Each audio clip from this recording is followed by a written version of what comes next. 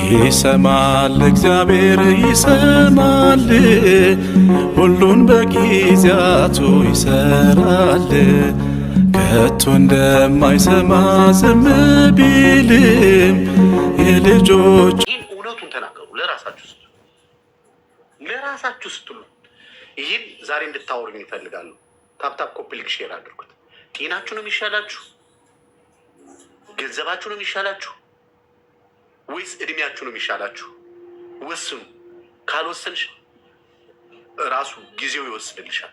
ጊዜው ሲወስንብሽ ግን መሄጃ መውጫ ነው የምታጭው። ጊዜ ከን ይወስንባል። ሚዩት አርጉ። ጤናዬ የሚል ሰው እየበዛ ነው። ጤናዬ ግን ውሸታሞች ናቸው። ጤናችሁንማ ብታስቡት ገንዘብ አደናቅፎ አይጥላችሁም ነበር። እኔ አንድ ነገር ልንገራችሁ። በስመ አብ ሁላችሁም አሁን እዚህ ጋር እድሜ የሚላለ ጤናዬ የሚላለ ጤናዬ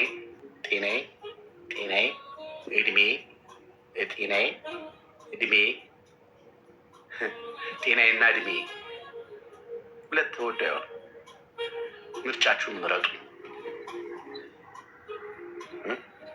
ምረጭ።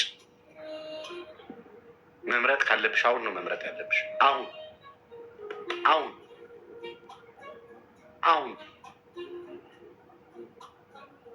እድሜ እና ጤናዬ አይሰራም። አንድ ነገር ልንገራችሁ። አሁን የምትወስኑት ውሳኔ ነው ነገ የሚያሻግራችሁ። ይኸውላችሁ ጤናችሁ ከተጎዳ ገንዘብ አይጠቅማችሁም፣ እድሜያችሁም አይጠቅማችሁ። ጤናችሁ እንዳይጎዳ ጤናችሁ ላይ ምን ሰርታችኋል? እስኪ ንገሩኝ። እንቅልፍ በስነስርዓት ትተኛላችሁ? አትተኙ። ውሃ በስነስርዓት ትጠጣላችሁ? አትጠጡ። ሕክምና ታደርጋላችሁ? አታደርጉ። እያመማችሁ የምትሰሯላችሁ? አዎ። እየነሰራት በማርያም ስሙ እየነሰራት ጠዋት ስትነሳ የሚነስራት ልጅ አለች። አላይን ያለችው የዛሬ ስንት ነው? የዛሬ 1 ዓመት ከ6 ወር አካባቢ ነው። ሆስፒታል መጥቼ ነበርና ካላይን ሆስፒታል ይዣት ሄጄ ሕክምና ሆስፒታል ሂዳ ስትታከም ጭንቅላትሽ ውስጥ እጢ አለ አሏት። እጢ ጭንቅላትሽ ውስጥ ምን ያህል ጊዜ ይቆያል ነው ያለቻቸው። እኔ ማመን ያውቃል ማለት ምን ያህል ጊዜ ይቆያል ማለት ምን ማለት ነው ያሏት። አይ ማለት ጊዜ ይሰጠኛል ወይ ቢያንስ ትንሽ ልስራ ለልጄ ትንሽ ልስራ ነው ያለች።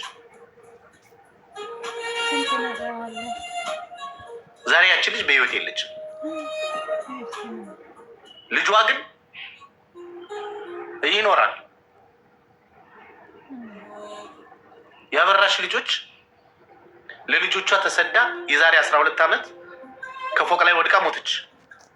4 ልጆች ትታ እሷ ሞተች።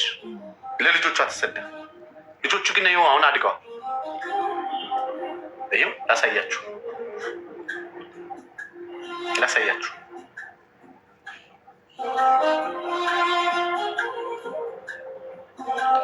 ይኖራል መስሏችሁ ነው እንጂ ይኖራል። እናንተ አንዱ እሷ ስትሞት የዛሬ 12 ዓመት ልጅ አንዱ ትልቁ 8 ዓመት 10 ዓመቱ ነበር። መካከለኛው 8 ዓመቱ ነበር። ሴቷ 6 ዓመቷ ነበር። የመጨረሻው 2 ዓመቱ ነበር ስትሞት። ዛሬ 12 ዓመት ጨምሩበት። አድገዋል፣ ትልቁ ነዋል። የሞተ ተጎዳ አልተጎዳም? የሞተ ተጎዳ። ስለዚህ ምንድን ነው ማድረግ ያለባችሁ? መኖር ካለባችሁ ለራሳችሁ ኑሩ። ጤናችሁን አስቀድሙ። ጤናችሁ ከምንም በላይ ይቀርባል። የጤናችሁ ጉዳይ የሚያሳስባችሁ ከሆነ ነው ልትኖሩ የምትችሉት፣ ነገ ልትሻገሩ የምትችሉት፣ ልታገቡ፣ ልትወልዱ፣ ለልጆቻችሁ፣ ለቤተሰቦቻችሁ፣ ለእናታችሁ፣ ለምትሰፈሰፉለት አባታችሁ ልትኖሩ ከፈለጋችሁ ጤናችሁ ላይ ትኩረት አድርጉና ቫይታሚን ዲ እየወሰዳችሁ ደግሞ ሌላ ስህተት ደግሞ የምታደርጓላችሁ። አሁንም በጣም በተለያየ ጊዜ ደካማ ጎናቸው እየተፈለገ ነው።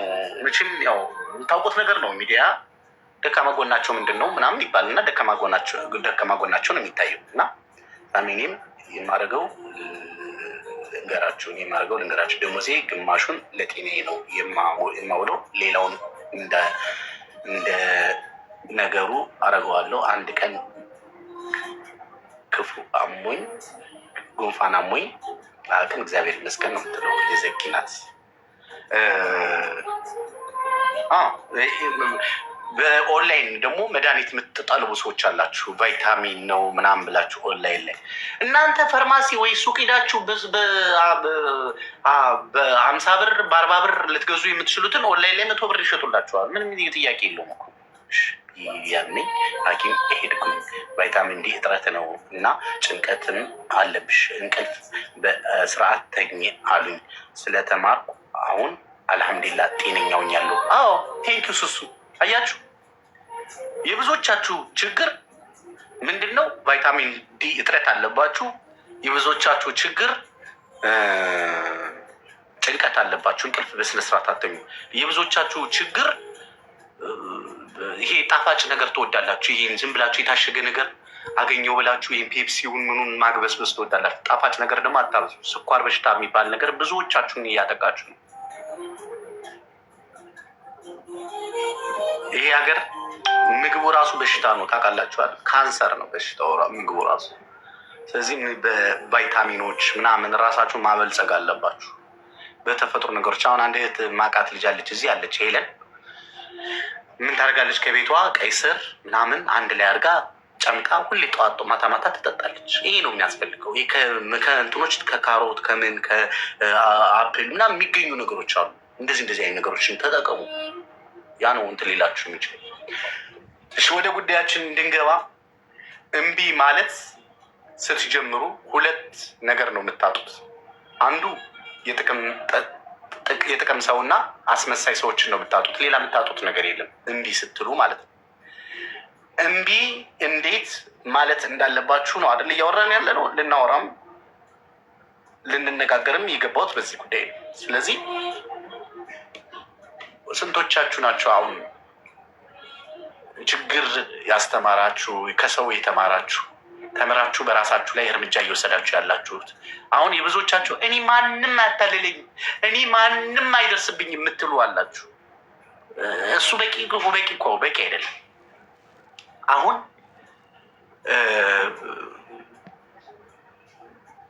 በተለይ እዚህ ዱባይ ያላችሁ እህቶቼ በተለያየ መልክ በተለያየ ዘመናዊ ነገር አሁን ቲክቶክ ላይ የሚያለቅስ ሰው በጣም እየበዛ ነው፣ እያያችሁ ነው። ፎሎ አርጉ ብሎ የሚያለቅስ ሰውም እየሰማ ነው። በተለያየ መንገድ እናንተ ልብ ሰንጥቆ መግባት የሚፈልግ ሰው እየተፈጠረ ነው በየጊዜው እያየናችሁ በየጊዜው።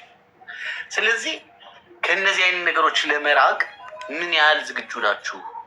ይሄ ይሉንታ፣ ይሄ መንሰፍሰፍ፣ ይሄ አዘሌታ ምናምን የሚባለው ነገር ከአይምራችሁ እንዲጠፋ ሳይሆን የሚያስፈልገው አሁን ለጊዜው አያስፈልግም፣ ብሎክድ ማድረግ አለባችሁ።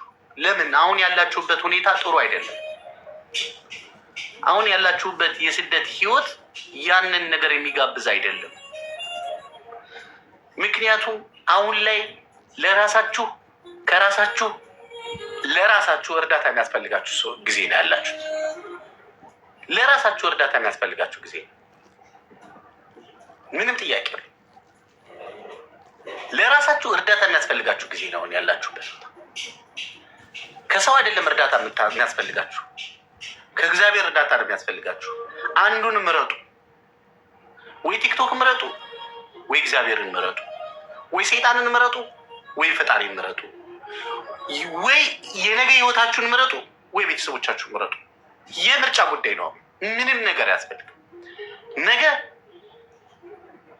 ጊዜሽ አልፎ ጤናሽ ተቃውሶ ሁሉ ነገርሽን አተሽ ብትንከባለ የምትፈጥሪው ነገር ስለሌለ ችግር ውስጥ ሳትገቡ ነገሮችን ለመቅረፍ ከፈለጋችሁ አሁን የምርጫ ጉዳይ ነው። ምረጡ። እምቢ ማለትን ልመዱ። እምቢ ማለቱ እዚህ ሀገር ብቻ አይደለም። ኢትዮጵያ ሄዳችሁ የሰው መሳቂያ ሳትሆኑ፣ የባስ ሳትቸገሩ፣ የትራንስፖርት ሳትቸገሩ በሰላም ለመኖር ከፈለጋችሁ ኢትዮጵያ ሄዳችሁ እምቢ ማለትን ልመዱ። ወንድምሽ መጥቶ ብር ስጪኝ እምቢ፣ እህትሽ መታ ብር ስጭኝ እምቢ። እናትሽ ያላስፈላጊ ወጪ እናውጣ ስትልሽ እምቢ። አባትሽ ያላስፈላጊ ወጪ እናውጣ ሲሉሽ እምቢ። ቤተክርስቲያን ያላስፈላጊ ወጪ አውጭ ሲሉሽ እምቢ። እምቢ በሉ።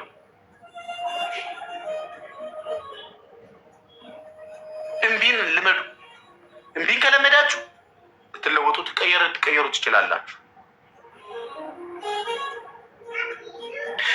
የአቶ ገሌ ልጅ መታለች፣ ከውጭ ሀገር መታለች እና ለቤተ ክርስቲያን 4 በር ታዋጣ፣ ቆርቆሮን ትሸፍን፣ ወይም ደግሞ 1 መኪና ሲሚንቶ ትቻል ይባላል። እንዴ ነገ ብትወድቂስ? ነገ ባዶሽን ተመልሰሽ ብትሰደጅስ? ያያ ገሌ ልጅ እኮ ተመልሳ ወደ ስደት ወጣች።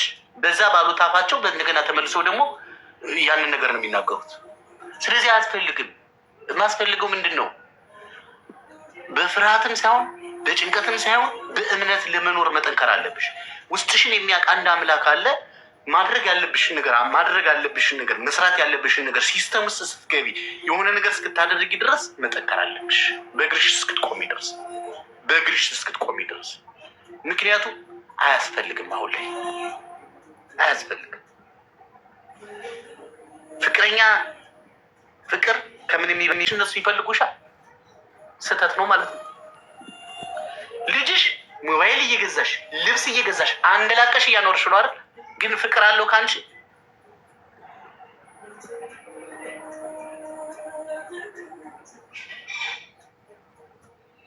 ከአንቺ ጉዳይ ያለው ሰው ካለ እሰየው፣ ተስማምተሽ ትኖሪያለሽ። ከአንቺ ጉዳይ ከሌለ ሰው ጋር ግን ለምን ትታገያለሽ? ብዙዎቻችሁ ደግሞ ስትሄዱ አትናገሩ።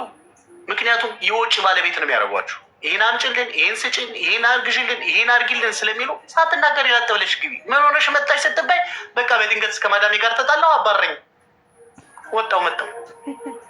ምን ያመጣሉ? ከውጭ ተረፍሽ ማለት ነው። 100 እና 200 ሺህ ብር ከማውጣት ተርፈሻል ማለት ነው።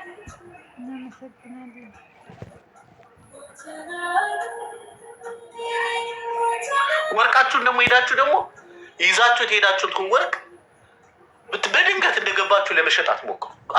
ተረጋጉ። ማንንም ቤተሰብንም ማመን የለባችሁ፣ ልንገራችሁ። ምክንያቱም የሆነ ነገር ከሆነ በኋላ ወይኔ ብለሽ ከቤተሰብ ጋር ከምትጋጭ ቤተሰብ ጋር ከሆነ የምትገቢው ወስደሽ ወርቅ እንዳመጣሽ ሳትናገሪ ለእህትሽም ሳትነግሪያት ቆልፊ፣ ወይ ለእናትሽ ወስደሽ እናቴ ደብቂልኝ አስቀምጪልኝ ብለሽ ለእናትሽ ስጫ። እናቴ ዋለች፣ ትደብቅልሻለች። ከዛስ በስነ ስርዓቱ ጸበል ከተጠመቅሽ በኋላ ጸሎት ካደረግሽ በኋላ ከሀገሩን ካወቅሽ በኋላ ተረጋግተሽ ለስራ ለዓላማ ስትፈልጊው ለሆነ ነገር ለዓላማ ግብ ለመድረስ ስትፈልጊ ያኔ አጣርተሽ ቀስ ብለሽ ከእናትሽ ጋር ወይ ከወንድምሽ ከቤተሰብ ጋር አብረሽ ሂደሽ ሽጠሽ ብርሽን ወደ አካውንትሽ እንዳስገቡልሽ ማድረግ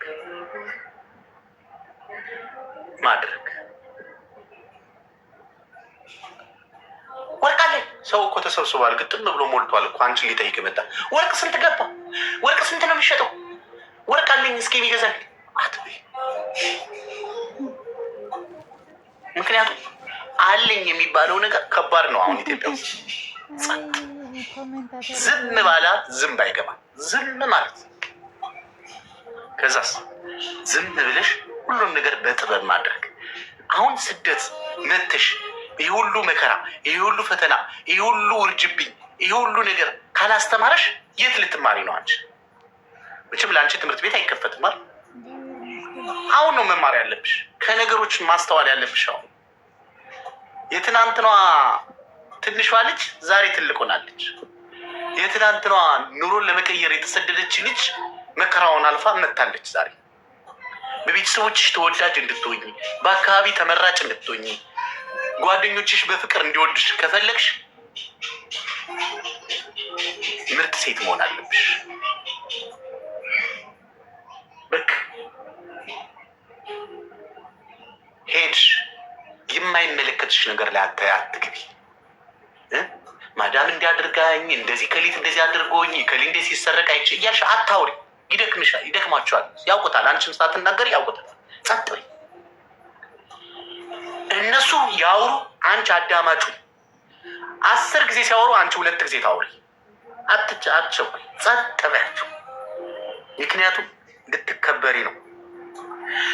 ምክንያቱም ቀዳዳ እንዳያገኙብሽ፣ ክፍተት እንዳያገኙብሽ መንገዱን እያዘጋጀሽ ነው ያለሽው። ምክንያቱም ስትንቀሸቀሽ ብር ጠያቂው ይበዛል። የዋነትሽን ሲያዩ ሊረግጡሽ የሚፈልጉ ይኖራሉ። ባዶ እጅሽን እንዳለሽ እንደሌለሽ መስለሽ ጸጥ በያቸው። ከዛስ ነገሮቹ ቀን ሲወጣልሽ ያኔ ስራሽ እንዲናገር ታደርጊያለሽ። እማዬ እኔ እኮ ያኔ የጨከንኩብሽ ይኸው ዛሬ እሱ ከፍቼ አጠገብሽ ሁኜ ልረዳሽ ስለምፈልግ ነው። ልጄ ትናንትና እኮ ይህን አድርግልኝ ስትለኝ እምቢ ያልኩ አጠገብ ይችን ነገር ከፍቼ አብረን እንድንኖር ፈልጌ እኮ ነው ብለሽ ታስረጃቸዋለሽ ቀኑ ሲመጣ። አሁን ግን በባዶ ሳትይዥ ባንክ ያለ ብር ገና ቁጭ ብሎ አያለሽም ምን ብዬ አንሰጣችሁ የራሳችሁ ጉዳይ አትበያቸው። ለምን ትያቸዋለሽ?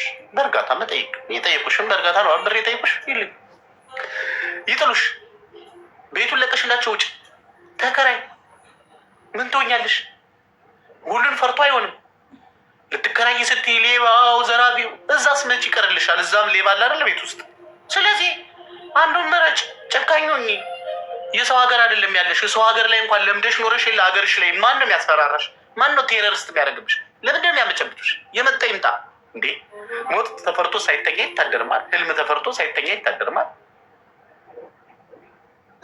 9 ሞት መጣ የሚባል አንዱን ግባ በለው ብለሽ መኖር ነው። አለቀ። እውነቴን ነው የምልሽ። በቃ ምንም ነገር የሚያወሩት ነገር ሁሉ እኮ ለአንቺ አይሆንም። አሁን እዚህ ጦርነት ነው፣ ኑሮ ውድ ነው ምናምን ይሉሻል። እነሱ ምን እያደረጉ ነው? እነሱ ሌላ መንግስት ነው እንደሚያስተዳድራቸው። ያው ያለው መንግስት እኮ ነው እያስተዳድራቸው ያለ። አንቺ በምትልኪው ገንዘብ ተወደደም አልተወደደም አብቃቅተው እየኖሩ ነው። አንቺ አብቃቅተሽ ኖሪ ሂጂና። ይህን ወየው ማለት ነው። እነሱም እየኖሩ ነው፣ አንቺም ትኖሪያለሽ። እነሱም ሲሞቱ አንቺም ትሞቻለሽ። ማንም ሰው ያለ ቀኑ አይሞትም። አለቀ። ቀኒ ሲሆን ማለት ነው እዚህ ማዳም ቤት ውስጥ እዛው ወተኛሽበት ደርቀሽ ልትገኝ ይቻለሽ። ስለዚህ ቀንሽ እስኪደርስ ግን ደስተኛ ሆነሽ የፈለግሽውን አድርገሽ የምትያማረሽን በልተሽ ቦርቀሽ ተደስተሽ ለምን በማግስቱ ፍግም አትይም? ምን ችግር አለ? አርጋው ሞተች ነው የምትባይ እንጂ ሳያልፍላት አንድ ቀን ሰው ሳትሆን እንዴት እንደተንከለከለች ሞተች ተብለሽ በእናትሽ አፍ መጠራት አለብሽ? ለማን አባቱ ብለሽ ነው? መሞት አይቀር። አንዴ እኮ ነው የምትኖሪው። አንዴ እዚህ ምድር ላይ አንዴ ብቻ ነው የምትኖሪው። ተመልሰሽ እኮ አትመጪም። ተመልሰሽ ለማትመጪው ለምንድን ነው እንደዚህ እየየ ብሎ መምሰክሰክ፣ ራሱ ማልቀስ፣ መነፍረቅ? ለምንድን ነው ጭንቀት በጭንቀት መሆን? ከታበይ የመመጨናነቅ እንዴ አለ እኮ ፈጣሪ ሳለ ምን ትሆኛለሽ? የፈጠረሽ አምላክ እኮ ምክንያት አለው የፈጠረብሽ። ማን አወቀ ያንቺን መክሊት? የነገሽን ማን አወቀልሽ? ማንም አያውቀው። ማንም አንቺ ራሱ አታውቂውም። የነገሽን እግዚአብሔር ነው የሚያውቅልሽ። ስለዚህ እግዚአብሔር ለሚያውቀው ነገር ለምን እንደምትጨነቂ? የመጣው ይምጣ። መኖር እስካለብሽ ድረስ 1 ቀንም ኑሪ፣ 5 ቀንም ኑሪ፣ 5 ዓመትም ኑሪ። መኖር እስካለብሽ ኑሪ። የነገን እግዚአብሔር ያውቃል። አሁን ገና ከገና ባንክ ብር ሞላ፣ ቤቱ አለቀ አላለቀ፣ ልጅ አደገ አላደገ እያልሽ እዚህ ስትወዘወዥ ይሄ ውዝወዛ የሚባል በሽታ ይዞሽ ትወዘወዣለሽ። እንደዚህ እጃቸው የሚንቀጠቀጥ አሁን እጃቸው የሚንቀጠቀጥ ሰዎች አሉ። እጃቸው የሚዝል ሰዎች አሉ። ወገባን በህፃንነቷ ወገቧን ታማ ሆስፒታል ይህ ምን እንደዚህ ነው? ምን ሆነሽ? በቃ እግዚአብሔር እስካለው ድረስ ትኖሪያለሽ። እግዚአብሔር ካላለው በቃ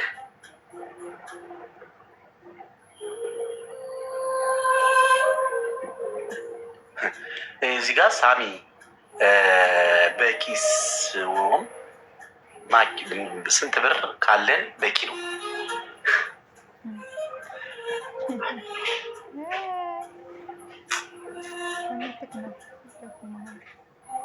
ሳሚ እንዴት አመሸ? ውሃ እየጠጣህ ውሃ ጠጣ። ምንድን ነው ታፕታፕ ኮምፕሊክ ሼር አድርጉት እኮ በቃ በመሀል አንዳንድ የረፍት ጋፕ እየወሰድክ እነሱም ደግሞ ስራቸውን ይስሩ። ታፕታፕ ሼር ኮምፕሊክ ያድርጉልህ። እኔ የምለው አሁን እኔ የሚገርመኝ ነገር ማለት ነው እኔ ስንት ብር ይዤ ነው መሄድ ያለብኝ የምትሉ ሰዎች አሁንም ጭንቀት ውስጥ እንዳላችሁ ታውቁታላችሁ። አሁንም በሽታ ውስጥ እኮ ነው ያላችሁት። አሁንም ሌላ ታሪክ ውስጥ እኮ ያላችሁ። እኔ ልንገራችሁ፣ ባንክ ባላችሁ ብር ልክ አይደለም የምትኖሩት፣ ወይም ደግሞ በእጃችሁ ባለው ብር ልክ አይደለም የምትኖሩት። እግዚአብሔር ባለው ልክ ነው የምትኖሩት። ፈጣሪ በፈቀዳችሁ ልክ ነው የምትኖሩት። ፈጣሪ በፈቀደላችሁ ልክ ነው የምትኖሩት።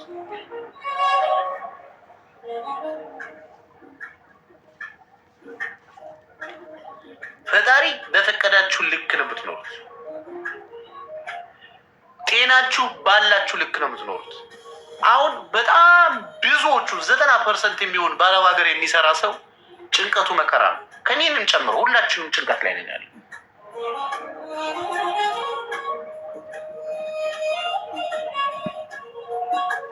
ጭንቀት ላይ ነን ያለ።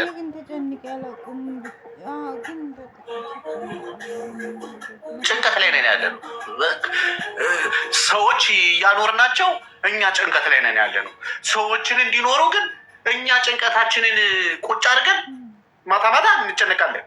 የሆነ ሰዓት ላይ ሄደን ሰው ቲክቶክ ላይ እናሽቃብጣለን። የሰው ህይወት ላይ እንትን ምንድነው ማርዬ ቻቻ ምናምን እንባባላለን። ይሄ ምንድነው የሚባለው? ወታደር ነው ሰምቻለሁ። የቲክቶክ ወታደሮች ምናምን ነበር። እኛንም መጀመሪያ ቆይ የእኛ ነገር አልቆ ነው። ቆይ የሚያሳስብሽ ጉዳይ የለም?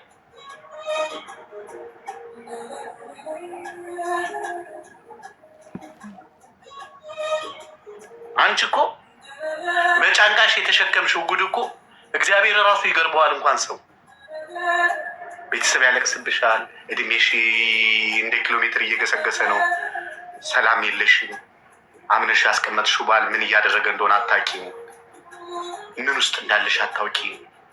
እዛ ጋር ስራው አያልቅም። ጠዋት ማታ ተደጋጋሚ ጽዳት ነው። ጠዋት ማታ ተመሳሳይ ህይወት ነው የምትኖሪው።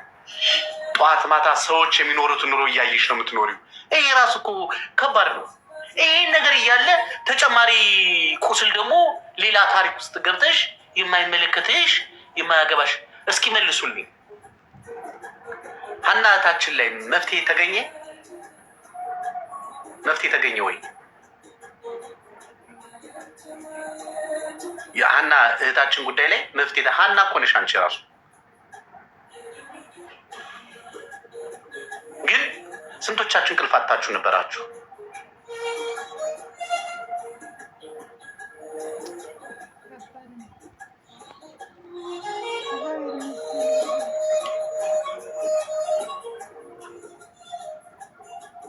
ምን መፍትሄ ያገኛችሁ?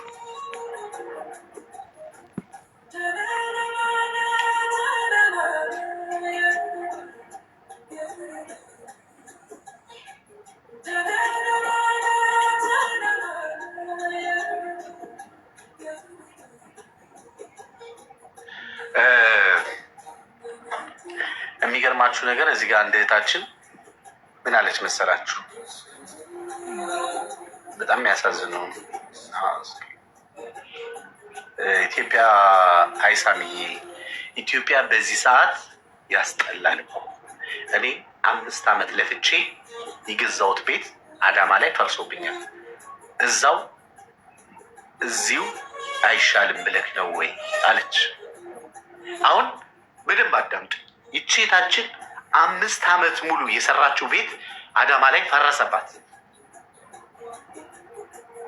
አሁን ይቺ ልጅ ኢትዮጵያ ግቢ ብሎ ማስረዳት ወይም ደግሞ ኢትዮጵያ ገብተሽ ኑሪ ለማለት ወይም ደግሞ የሆነ ነገር አርጊ ለማለት እሷን መሆን በእሷ ቦታ መሆን በእሷ ጫማ ውስጥ መሆን ነው የሚያስፈልገው አይደለ? እኔ ግን አንድ ነገር እነግርሻለሁ። እኔ እነግርሻለሁ። በመጀመሪያ ሁሉንም ነገር ለበጎ ነው። ሁሉም ነገር ለበጎ ነው። አንቺ በሰው ሀገር ያ ሁሉ ድካም ለፍተሽ በሰው ሀገር ለፍተሽ ቤት ሰራሽ 5 ዓመት ቤቱ ፈረሰብሽ። ቤቱ ነው የፈረሰብሽ። አንቺ ግን አለሽ።